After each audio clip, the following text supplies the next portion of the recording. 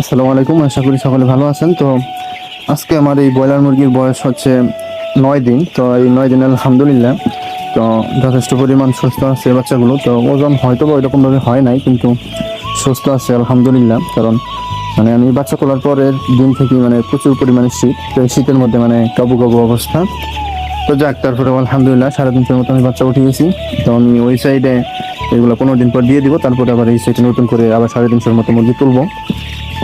তো আজকে সকালবেলা ঘুম থেকে ওঠার পর ওই দেখলাম যে একটা ওই বাতি কেটে গেছে, ফেটে ওইটা মাটিতে পড়ে রয়েছে। তো ওটা চেঞ্জ করে দিলাম। তো এখানে জায়গার একটু সংকুলন আছে, তো এটা আমি একটু পর পরিষ্কার করে তো নতুন একটা বসিগুলো আমি দিয়ে দিব। তারপরে আমি এটা একটু বড় করে দেবো জায়গাটা।